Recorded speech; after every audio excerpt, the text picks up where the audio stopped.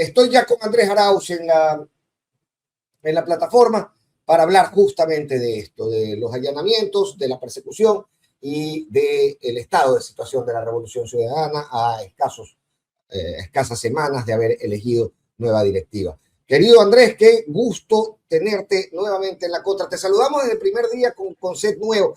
Estamos todavía seteando algunas cosas, entonces me están diciendo que está oscuro, que ya vamos a ir arreglando las cosas, pero te agradezco muchísimo que estés con nosotros, además en un día tremendamente complicado, supongo yo, o en las horas posteriores a estos allanamientos que al final siempre dejan un sabor bastante desagradable. ¿Cómo estás, Andrés? Bien, bien. ¿Cómo estás, Fernando? Gracias por la invitación. Aquí con la novedad, como sabemos decir en la sierra, pero bueno, básicamente preocupándome de la verdadera razón de este nuevo episodio de persecución, que es como cacho viejo ya, con financiamiento de afuera. Teníamos ya historias de esto desde el 2006, 2007, 2008, 2013, 2017. A mí me acusaron de recibir dinero de Colombia con un montaje que lideró Barbosa. Yo luego demostré que era totalmente falso. Se le armó un juicio contra Barbosa en Colombia que continúa. Y bueno, ahora este cuento más, ¿no? Que no es tampoco novedad porque Noboa anticipó en Davos, ¿no? No sé si tú te acuerdas, pero cuando él estaba en Davos en inglés, dijo que nos iba a perseguir porque dice que Maduro había financiado las campañas de la RC. Entonces, eso ya demuestra que es un caso absolutamente político, ¿no? Y además lo anula, ¿no? Lo nulita. O sea, una persona al mando del Ejecutivo que anticipe que le va a perseguir por tal o cual delito y la semana siguiente te acusan de tal o cual delito, ya está, pues, o sea, es un... Y te acusa la fiscalía, no alguien desde el Ejecutivo. O sea, francamente... Algunos dicen que capaz el denunciante reservado es Noboa con bigote, ¿no? Nosotros conocimos el nombre, te cuento, ayer y en exclusiva lo colocábamos aquí su identidad, ahí lo tiene, se llama Danilo Novillo, está ahí en pantalla. Ayer en exclusiva nos revelaban la identidad del denunciante. El denunciante reservado. Simón. Oye, pero ya no es novedad, ¿no? En el caso Lavini, le detienen en el aeropuerto por una supuesta llamada anónima al 1-800 delito. Y cuando piden la grabación de la llamada para, por favor, ver, dice, justo ese día estaba dañado el sistema de grabación de llamadas del 1-800 delitos. Y ya nunca nadie pudo saber nada. Entonces son esos cuentos que arman en el Estado. Ya nadie les toma en serio afuera, obviamente. Pero sí molestan, ¿no? Pues, o sea, alteran la paz de las familias, sobre todo. Pero eso marca mi preocupación, Andrés, porque a pesar de que a veces conversamos con asambleístas que dicen, oye, está perdiendo poder, llegan con las justas 77 votos, ya no tiene tanto apoyo, parece que el control institucional, al menos en fiscalía, se mantiene y se mantiene con el mango muy bien sujeto para poder hacer lo que ha sucedido esta semana. En Davos, el presidente de la República, en un foro internacional, anuncia que va a perseguir y luego el fiscal responde persiguiendo. Sí, es claro eso. Ahí se deben favores mutuamente entre el presidente y el fiscal, el presidente de la Judicatura, el presidente del Consejo de Participación, el señor Fantoni. Entonces ahí hay un cruce de favores que lamentablemente hace que nuestra institucionalidad esté absolutamente debilitada, ¿no? Pero bueno, yo la reacción que tuve ayer cuando ocurrió esto fue inmediatamente, a ver, y que esto es una caja china, es obviamente algo que necesita distraer la atención y armar su propio cúmulo de escándalos. ¿Por qué? ¿No? Y en mi análisis, pues, de la realidad política nacional, de los fundamentos de las normas del Estado, lo más importante que se está disputando ahorita es el tratado con los Emiratos Árabes, o como le hemos llamado, el tratado con la Junta del Narcotráfico, ¿no? Que es lo que ha denunciado Petro, que operan en Dubái y que Noboa quiere entregar. Quiero hablar de eso a profundidad, Andrés, y te voy a pedir un segundito y un par de preguntas antes de llegar a ese tema, porque se habla mucho de que Santiago Díaz podría estar generando esto en colaboración con la Fiscalía, es decir, aportando esta información, ya se rumoraba desde hace algo más de un mes. ¿Tú has tenido conocimiento de que eso podría ser cierto? No he tenido conocimiento. Es más, a mí la fiscalía nunca ni siquiera me ha notificado con esta investigación previa. Incluso luego de los allanamientos de ayer, formalmente no he sido notificado. Por lo tanto, en teoría no estoy ni siquiera en el proceso. Así que no puedo enterarme de nada. Y bueno, pues igual si pudiera, la ley me exigiría la reserva. En todo caso, no he tenido conocimiento de nada por el estilo.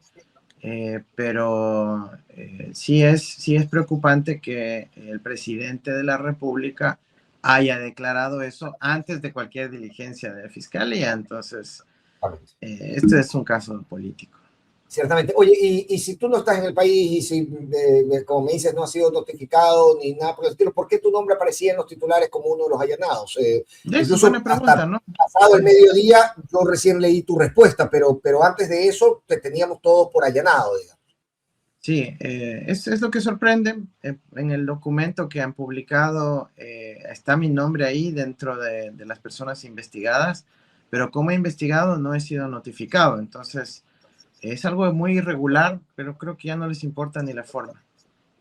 Ok, tú decías, existen la intención de minar, digamos, de persecución en los enemigos políticos, principalmente porque estamos exponiendo no solamente los casos de Blasti, etcétera, y toda la gran lista de casos que se han venido exponiendo ante la opinión pública, sino concretamente este tratado bilateral con los Emiratos Árabes Unidos. ¿Qué es lo que tiene este tratado, Andrés, que debería encendernos alarmas para quienes no están acostumbrados a leer este tipo de documentos? Mira, la más fácil es lo que fuimos a votar en abril del 2024.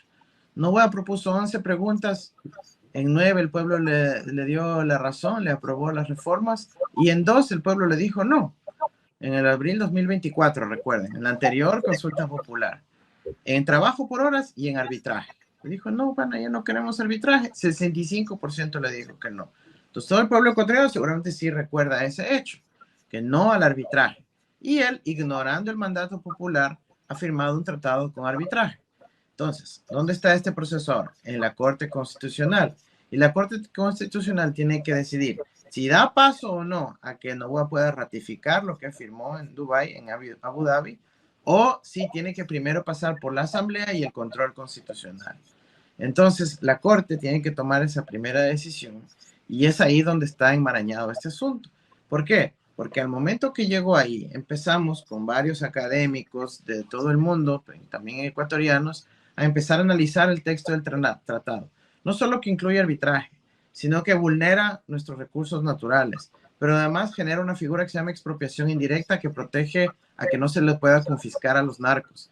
Además genera una figura denominada denegación de justicia, que en el Ecuador no existe porque crea una nueva instancia judicial en el exterior que no tienen ni los ecuatorianos, que no tenemos en el ámbito de derechos humanos, pero que sí tendrían sobre el capital transnacional, las empresas extranjeras. Además, viola alguna serie de otros derechos, porque, por ejemplo, solo la empresa puede enjuiciar al Estado, pero el Estado no puede enjuiciar a la empresa. Eso viola el derecho a la igualdad procesal. Hay unos otros elementos que violan el debido proceso, porque, por ejemplo, permite ir directamente al arbitraje internacional sin agotar las instancias internas, violando, por ejemplo, el protocolo de la Comisión de Derechos Políticos y Civiles. Y así, una serie de cosas de irregularidades. Pero además de todas estas cuestiones de fondo que los equipos de juristas internacionales y nacionales han detectado, hemos detectado cosas que son ya brutas, absurdas. Primero, que hacen mención a un artículo 25 con 3 párrafos y solo hay dos párrafos publicados en el tratado. Han mutilado el tercer párrafo, ¿sí? Entonces eso es una omisión gravísima que invalida todo el tratado. Segundo, el título mismo del tratado. Han creado un nuevo país, Estados Unidos Árabes, en vez de Emiratos Árabes Unidos. Y solo Ahora, eso... leía que ha ordenado correcciones en este acuerdo. Mira, es que ahí se nota que esta era la OPEP. ahí se nota que este tratado es lo más importante que tiene en el paquete. ¿Por qué? Porque en el derecho internacional, Fernando, no hay antecedentes de fe de ratas en tratados internacionales. No es el panfleto del colegio que mandas una hojita y luego dices fe de ratas. Voy a corregir, por favor, un tratado internacional con fe de ratas. O sea, es una locura. Nunca, mira, yo he estudiado estos de los TBIs ya 20 años. No hay ni un tratado en el mundo de estos que diga, ay, fe de ratas, vamos a corregir. ¿Cuál es el procedimiento? Ahora, Que la cualquier corte corrección, la corte le niegue, le dice, aquí este tratado está incompleto, está mutilado, este país no existe, negada la ratificación, negado el procedimiento y vuelva a hacer el deber, ¿ya? Tráigame un tratado bien firmado. No que vea, tráigame la fe de ratas. ¿Qué es eso? O sea, pero por favor, esto no es deber de colegio. Esto es tratado esta mañana, internacional que se toca depositar en las Naciones Unidas, mano. Y deme aquí la hasta Corte mañana para Constitucional, corregirle. la señora Deme hasta jueza mañana para Claudia corregirle. Salgado, en vez de actuar como corresponde en derecho, negarle esta barbaridad jurídica, le da chance y le dice, mándeme en inglés. Ah, en inglés también ha estado mal. Vaya a hacer fe de ratas. No puedo creer, Fernando, lo que está ocurriendo Oye, con la pero institucionalidad ecuatoriana.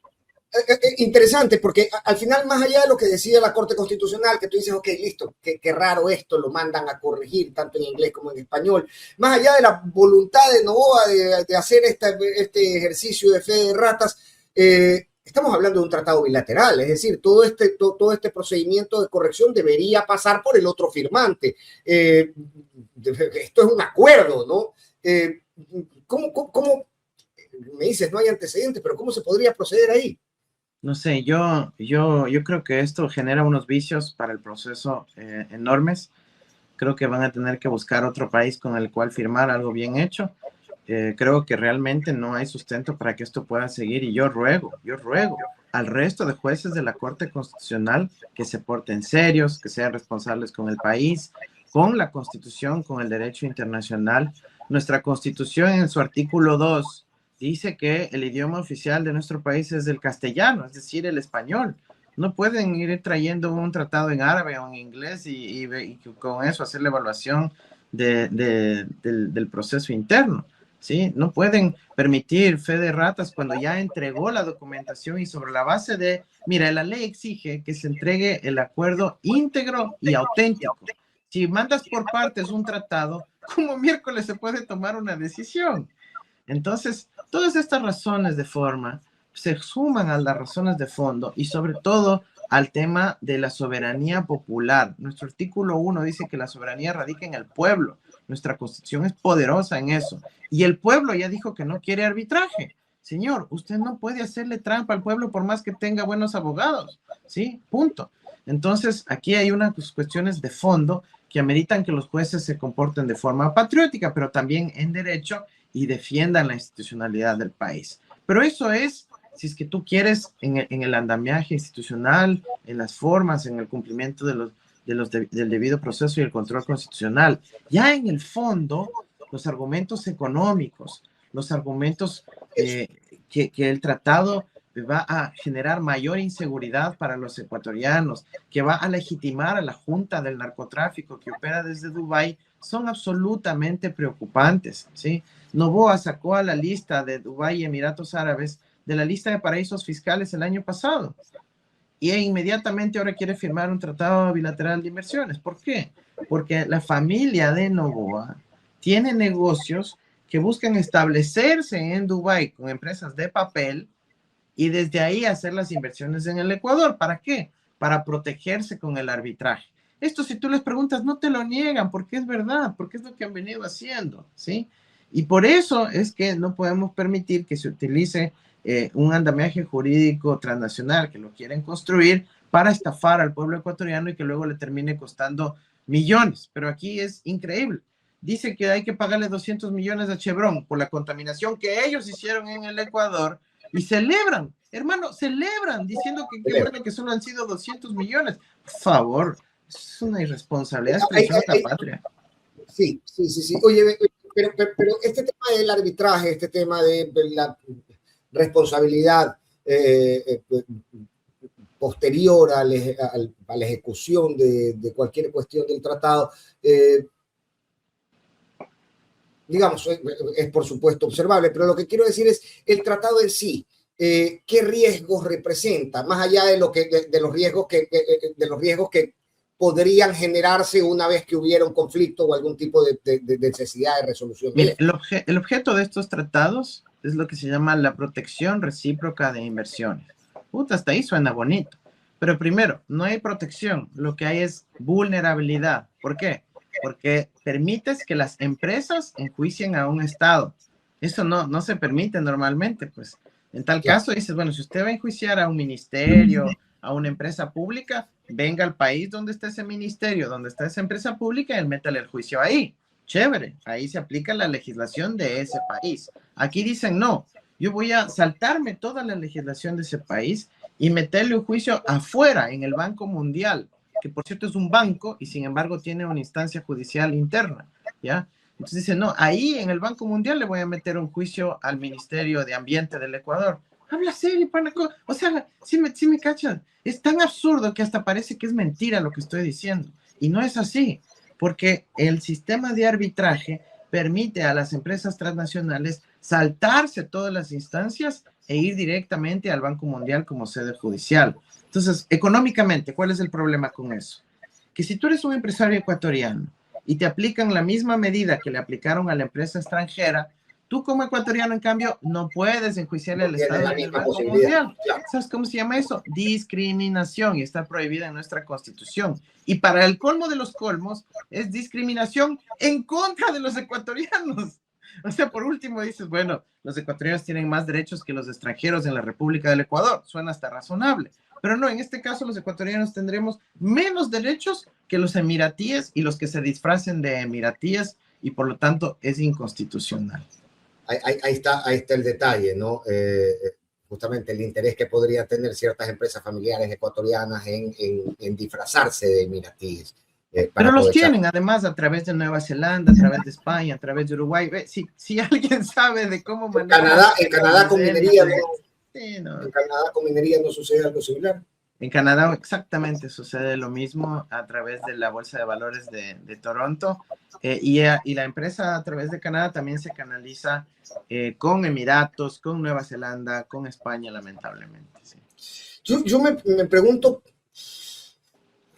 ¿de qué sirve la prohibición del arbitraje internacional? ¿De qué sirve que vayamos los ecuatorianos y votemos y ratifiquemos esta prohibición? Porque luego nos enteramos ya en el ejercicio de los convenios, ya en el ejercicio de los tratados, que aparece algún tipo de tribunal de resolución de conflictos internacional que no estaba considerado en un inicio. ¿Cómo se puede perseguir eso, más allá de perseguir? ¿Cómo se puede observar eso ante las autoridades cuando ya el tratado está firmado y ya está en ejecución?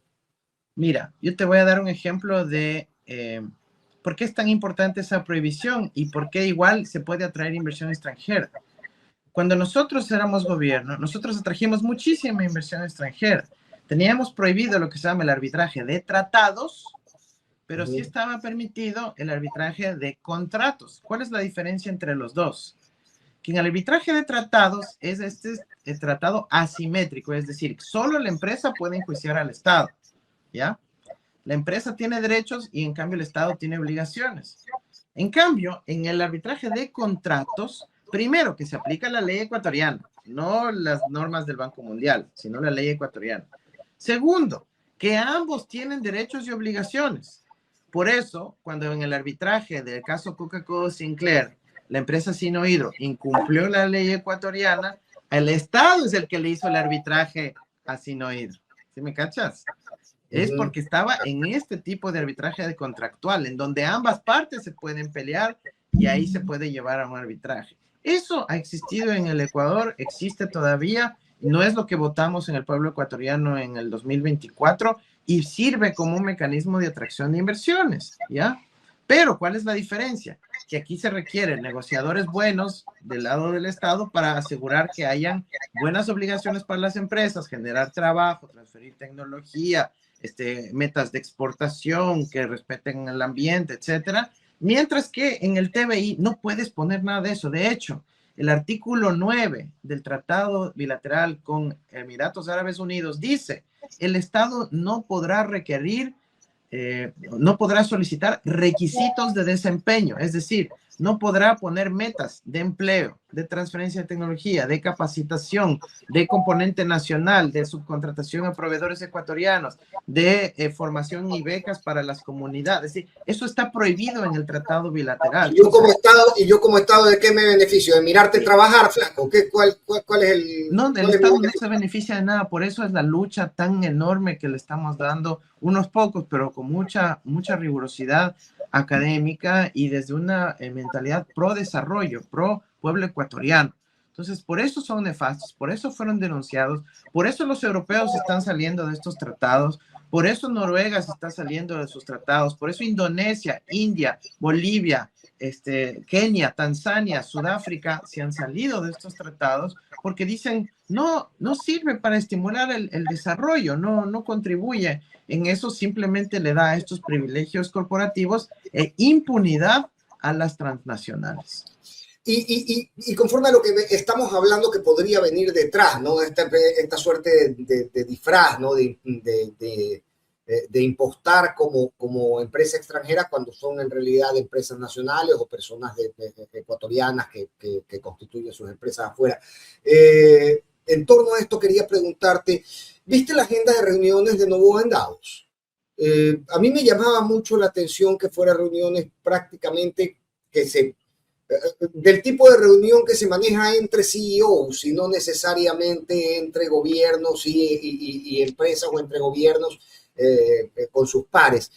¿Cuál es tu impresión de el rol de Noboa en Davos, de su agenda de reuniones, de las declaraciones que dio, del anuncio de persecución que parece haber también pasado por bajo el radar hasta lo que explotó anoche?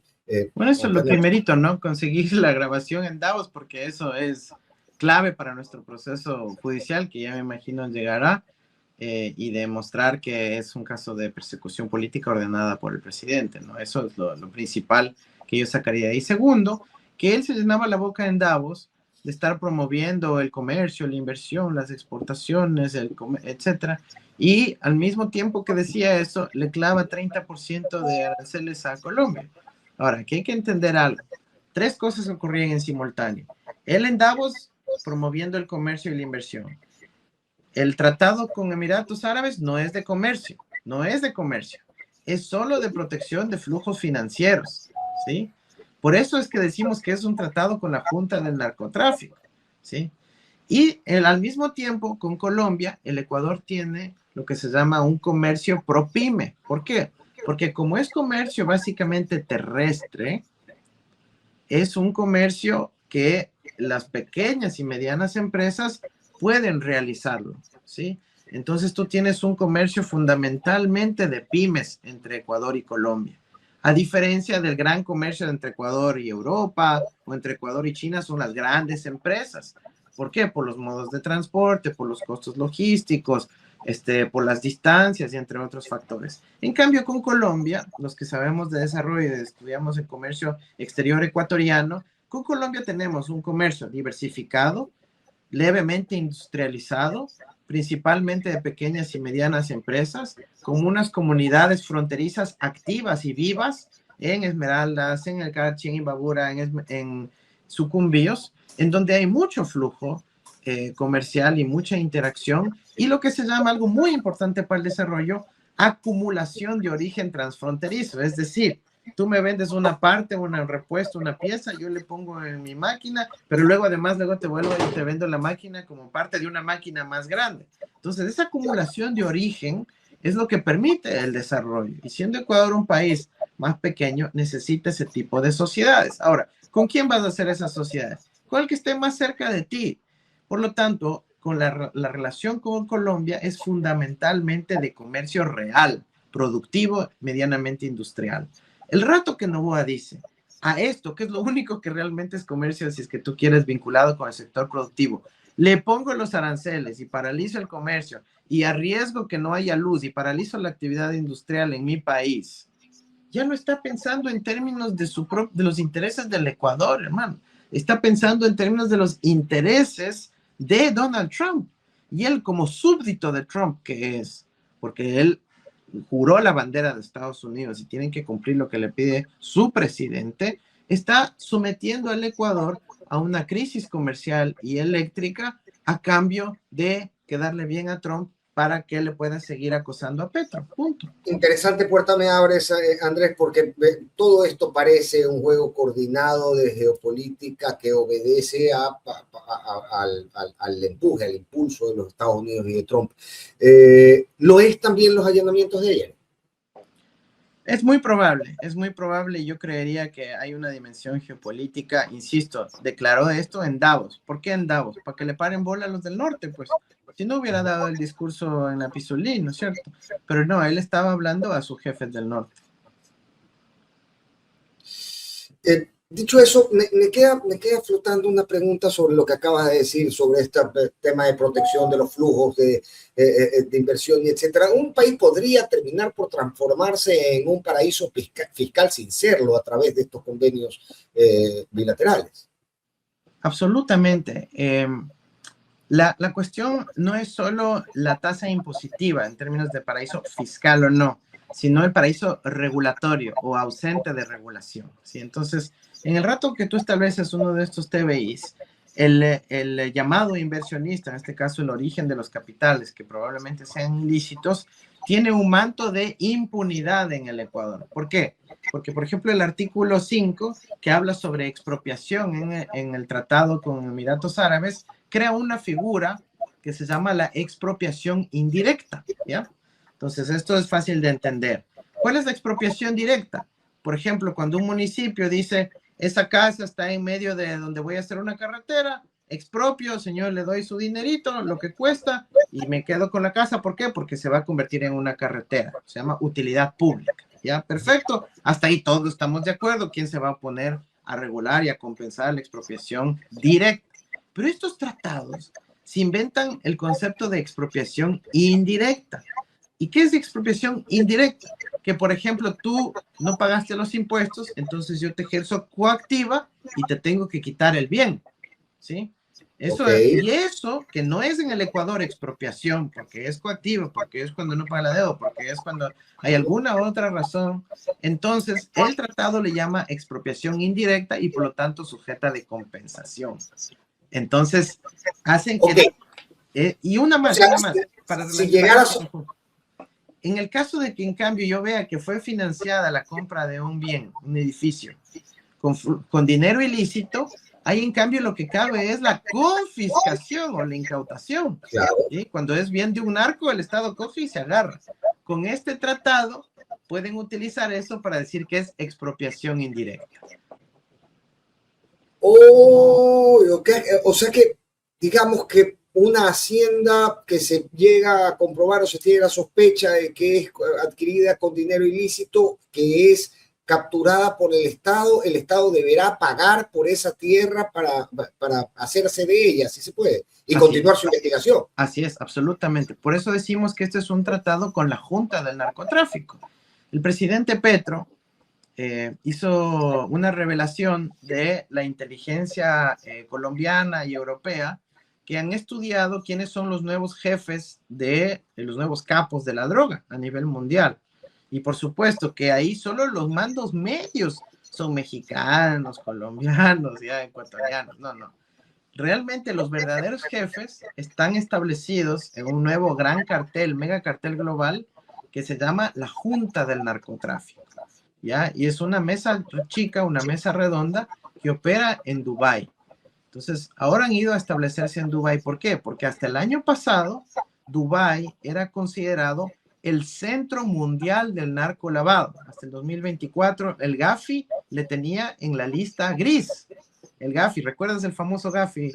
Que era la entidad esta que da las listas de los países de lavado. La lista de la OCDE de París. Y ellos establecían que Dubái era un centro de lavado de dinero hasta el año 2024. Sí, perdón, creo que dije año pasado, hasta el 2024. Entonces, es con ese país donde opera la Junta de Narcotráfico con la que Noboa quiere firmar un tratado de protección de capitales con la figura de expropiación indirecta en caso de confiscaciones a bienes del narco, por favor. Sí, sí, y ahí voy. Se exige en este tratado bilateral algún sistema de garantía de licitud de fondos que vengan a invertirse en el Ecuador, ¿no? Para nada. De hecho, al contrario, se exige sigilo bancario, bursátil e inmobiliario. Sí. En serio, en serio.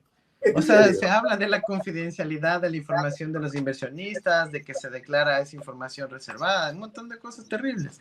Esto es lo peor que se puede aprobar. Y está tan desesperado Noboa de sacar esto adelante, que en vez de que pues ya los jueces también le observan cosas, le dicen que está mal esto, mándame la versión correcta, en vez de arreglar y decir, chuta, ya me cacharon, voy a hacer algo más honesto, coge y firma un decreto autorizándole al embajador al apuro que vaya y firme una fe de ratas para ver si es que puede imponer a la Corte Constitucional esta cosa terrible, man. Es realmente para indignarse. Óyeme, quiero muy rápidamente ir despachando otros temas que tengo en la inmensa lista, porque tenemos además algún tiempo sin conversar. Quiero tu impresión sobre ello.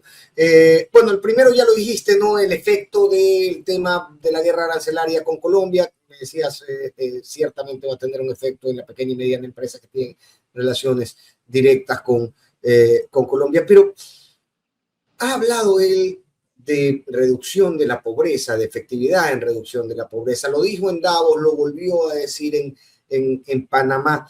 Y esto viene derivado también de cifras que acabamos de ver recientemente, muestran un país bastante distinto al que al menos yo percibo, o al menos el que yo siento que habito.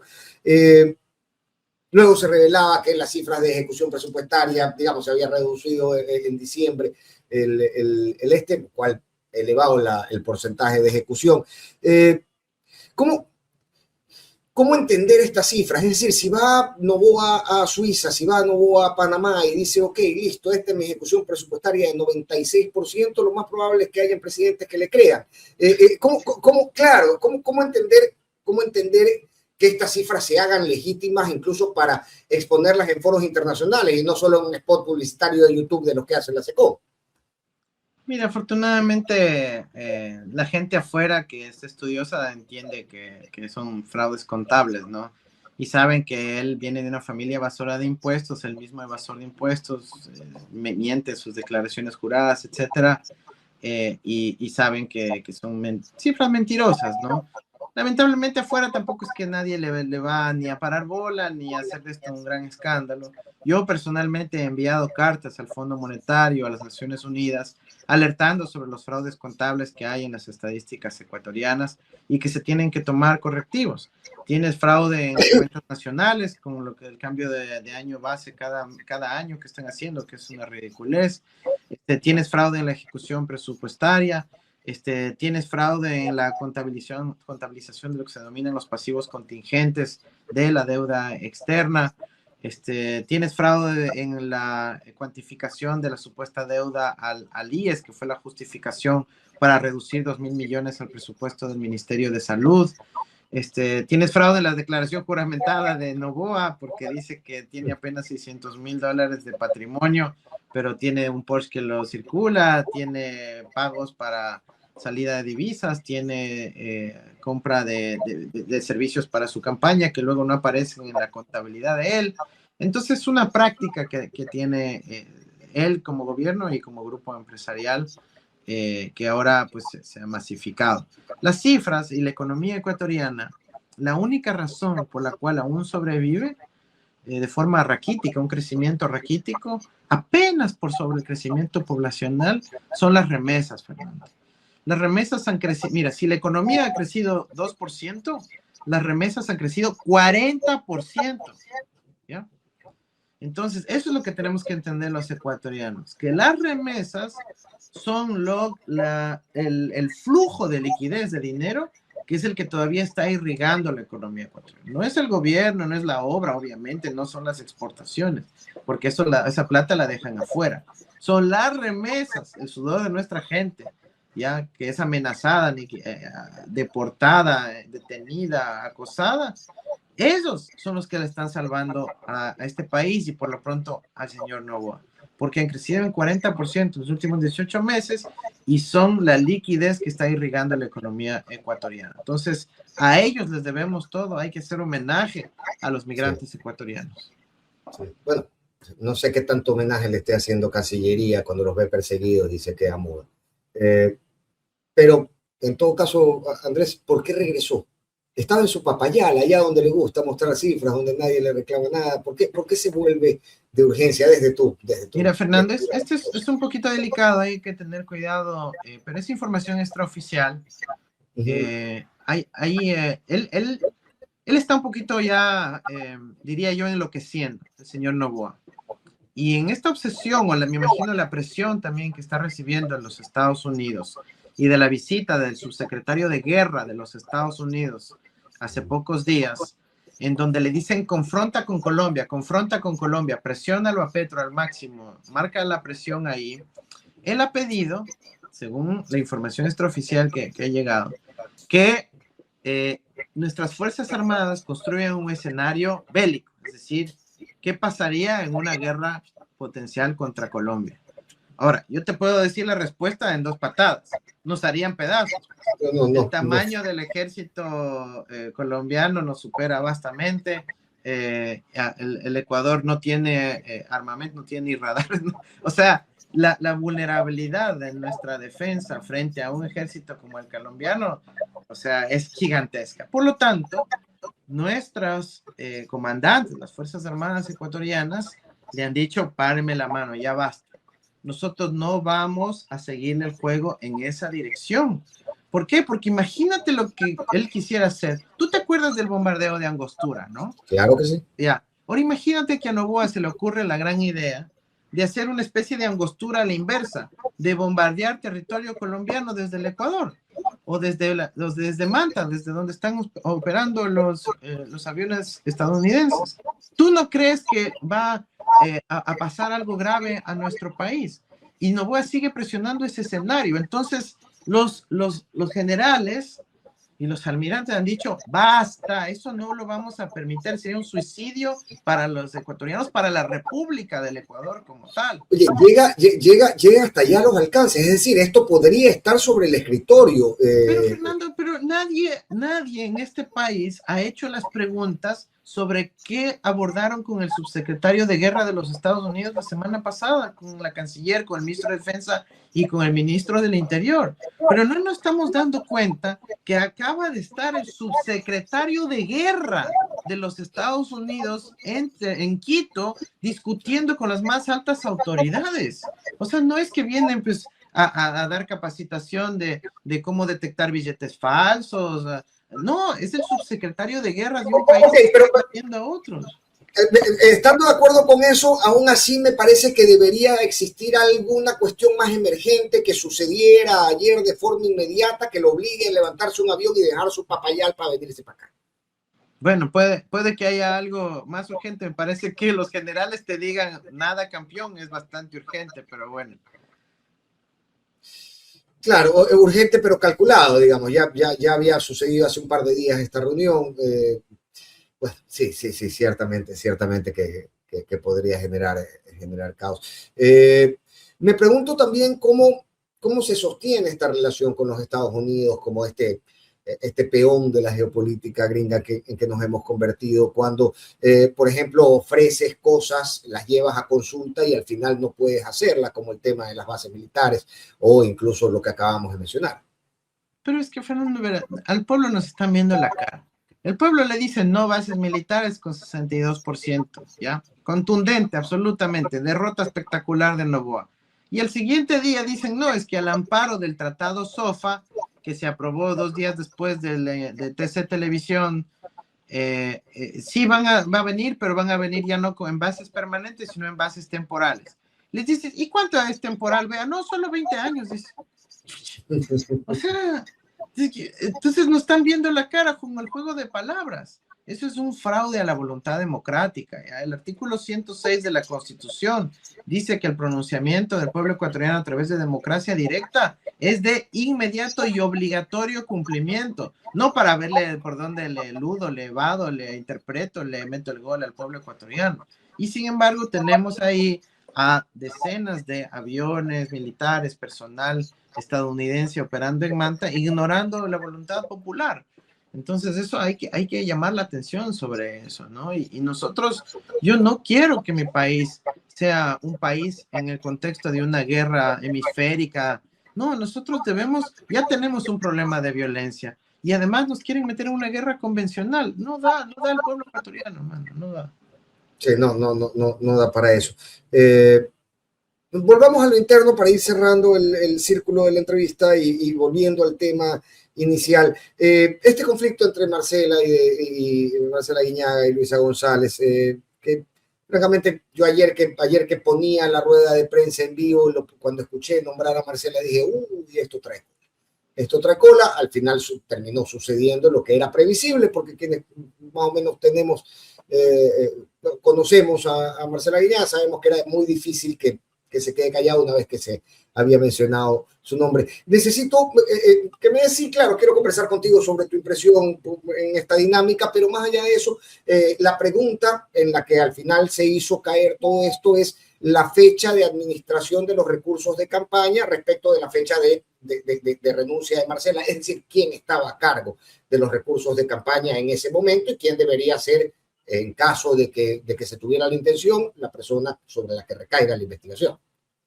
Mira, sobre esto y las fechas te voy a responder lo siguiente, y insistiendo que esto es una caja china y que los problemas reales son a los que afortunadamente y gracias por darle la relevancia del caso, hemos estado discutiendo ahora. Pero mira, nosotros tenemos una denuncia en contra nuestra en el Tribunal Contencioso Electoral. La denuncia la presentó Diana Tamaint por la primera vuelta del 2023.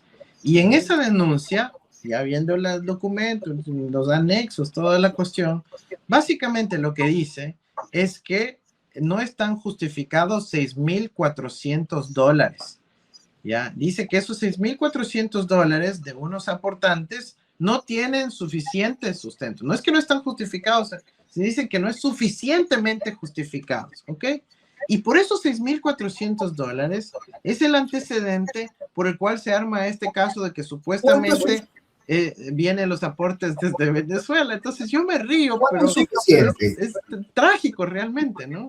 ¿Cuánto es suficiente? ¿Cuándo es suficiente? ¿Cómo justifica suficientemente? Es decir, si yo digo esto me hizo Andrés Arauz como un aporte y no presento un recibo, se hace insuficiente, digamos. Ya, yo te explico. Esto es un buen debate, excelente, me parece fundamental entrar ahí. Mira, la organización política o la gerencia de una campaña tiene la responsabilidad de decir de dónde viene cada dólar de aporte a la campaña. Maravilloso, eso sí está.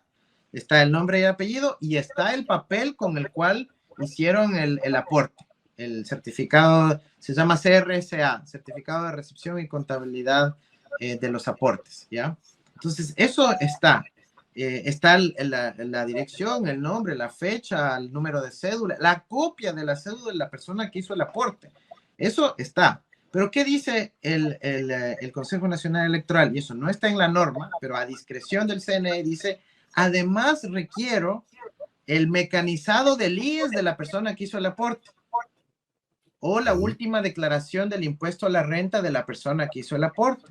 Y nosotros creo que debemos decir, oiga, pero la responsabilidad de la organización política es hasta este punto. Usted más bien eso pregúntele al ciudadano si es que tiene sospechas de que el ciudadano no tiene para hacer el supuesto aporte. Ahora, si tú analizas quiénes son esos ciudadanos, son funcionarios públicos. Por lo tanto, no tienen ningún problema en justificar entre todos, ¿no es cierto? Porque son un montón, los $6,400 que supuestamente no están adecuadamente justificados. Ahora, ¿dónde está la narrativa? Que se agarran de esos $6,400 que están supuestamente insuficientemente injustificados para decir seguramente llegó de Venezuela en efectivo ese dinero, lo cual es Ok, una es locura así la pensar. situación, es como, entonces es que no está justificado, de ley vino de Venezuela, así es la cosa. Porque, a ver, vale preguntarse también cómo lleva la ruta de esta plata o este faltante de justificación o lo que fuera hasta Venezuela, cómo es que se llega hasta Caracas en la teoría de fiscalía. Es que eso no hay ninguna evidencia presentada al país, pues eso es simplemente la presunción.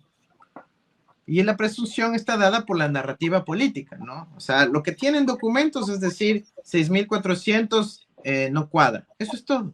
Y lo demás Ahora, ya es primordial, interpretación política.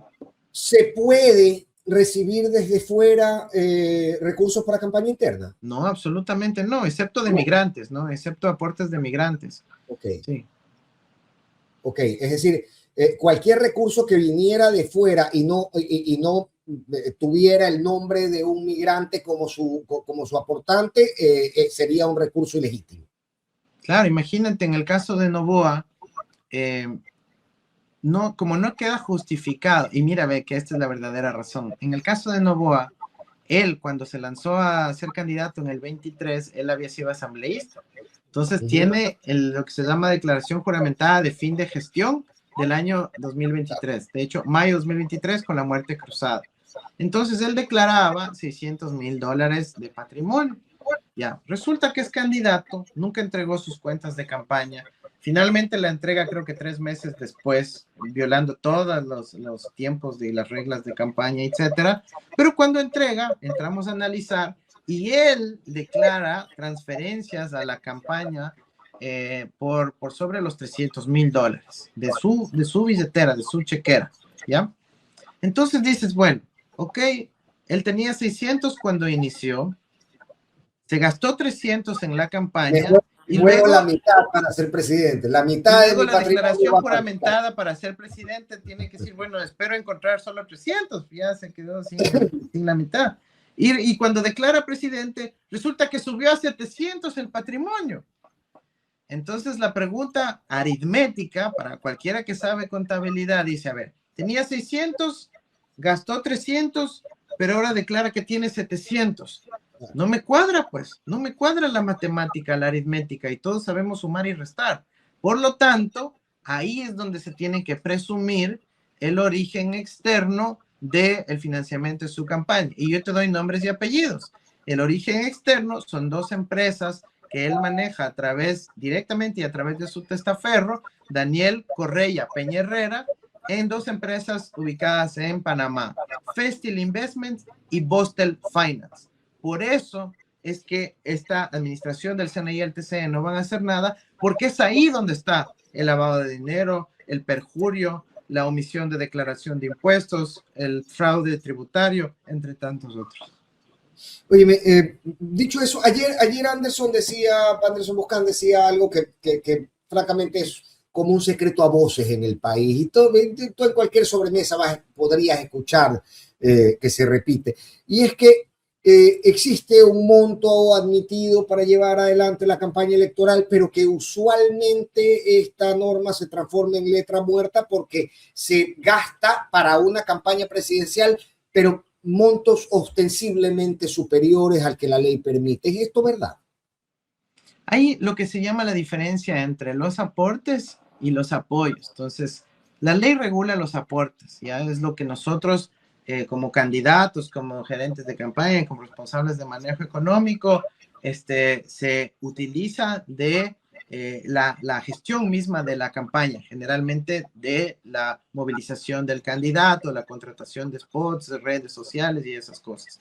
Pero además, los simpatizantes, por ejemplo, elaboran su bandera en su casa, ¿ya? Eso es un apoyo que se hace por fuera de la lógica de la central de campaña. ¿Por qué? Porque un simpatizante coge y pinta su bandera y tú no le puedes impedir, ni se lo pides, ni se lo solicitas, sino simplemente Pero lo hace. ahí hay distorsiones como Sarmiento de Pueblo, ¿no? Un simpatizante que pinta así la pared, No, pues y como la pinta Quaker, en el país hermano, como entero. Quaker, porque Sarmiento es pueblo, ahí no sé cuánto costarán los murales, pero Quaker, prime time, sábado de noche, domingo, viernes del día del 23, de forma descarada en todos los canales y en todas las redes, hipócritamente, publicitando, Quaker, que no ha hecho publicidad en televisión en décadas, sacaron un día antes del 23. Sí, entonces, digamos, sí, hay esas cosas que van por fuera que no necesariamente contabilizan en la central de campaña, pero para que sepas, a nosotros sí nos hacen toda esa revisión. Tenemos en esta auditoría de control de gastos visitas del personal del CNE en Pastaza, en Puyo, y dicen, encontramos un mural pintado y ustedes no lo declararon. Dice, pero ni hemos sabido, pues un militante coge y pinta la pared, qué bacán, qué chévere, qué bonito, gracias. No, eso le vamos a imputar al gasto electoral y a nosotros sí nos hacen imputación de cualquier mural, de cualquier poste, de cualquier bandera que encuentren en la calle y está imputado como gasto electoral. Así que sí, ese es el mecanismo que se utiliza. Muy rápidamente, Andrés, porque derivamos hacia otros temas y no me respondiste. ¿Quién debería ser la persona concretamente sobre la que esta investigación debería, no debería, no tenemos esta investigación como un impulso del Estado por perseguir, al menos desde mi lógica y desde mi punto de vista, pero lo que marcaba Marcela Guiñaga ayer, ¿no? ¿Sabes qué? Yo renuncié acá, en tal fecha, el registro de datos de los montos de campaña se otorgó, no firmado por mí, sino a posterioridad. Yo te voy a responder con la técnica correcta. El caso de financiamiento de campaña no se tramita en jurisdicción penal, se tramita en jurisdicción electoral, ¿sí? Porque tú tienes una ley que se llama el Código de la Democracia que dice si falta $1, si no está justificado, si es que hay que revisar los tiempos, si el informe está incompleto, es el CNE y el TCE, donde ya se está tramitando los temas de financiamiento de campaña del 2023. Por lo tanto, por el principio constitucional de mínima intervención penal, no puede un asunto que ya se está ventilando en la justicia electoral paralelamente armarle un proceso penal. Entonces, el proceso penal no debe ni existir. En el peor de los casos, y como ordena la ley, solo si en el proceso electoral se encontrase responsabilidades administrativas en el plano de los derechos políticos y que además generen indicios de responsabilidad penal, se debe remitir el caso a la justicia penal. Si no, ni siquiera debería comenzar el caso. Por eso es un caso que nace muerto, Fernando, y nace por un pronunciamiento de Noboa en Davos que no tiene ninguna razón de ser en el ámbito del derecho cuarto. Por lo tanto, ni Luisa, ni Marcela, ni nadie debería estar involucrado en el proceso penal. Ya en el proceso electoral está una serie de personas denunciadas y es ahí donde se tiene que ventilar. Punto. Bien. ¿Sabes, ya para cerrar y despedirnos, sabes si Santiago Díaz está en el programa de protección de testigos de fiscalía? No, no conozco. Lo que sí sé es que está en la cárcel, ¿no? O sea, está privado de la libertad. Sí. Andrés, siempre es fantástico y siempre soy abusivo con tu tiempo, pero qué bacán que es conversar contigo. Te mando un abrazo gigante. Un abrazo para ti, Fernando. Muchísimas gracias. Que estés bien. Bien, Andrés Arauz nos acompañaba para conversar, para comentar un poco este asunto de profunda gravedad que se está dando en la Revolución Ciudadana.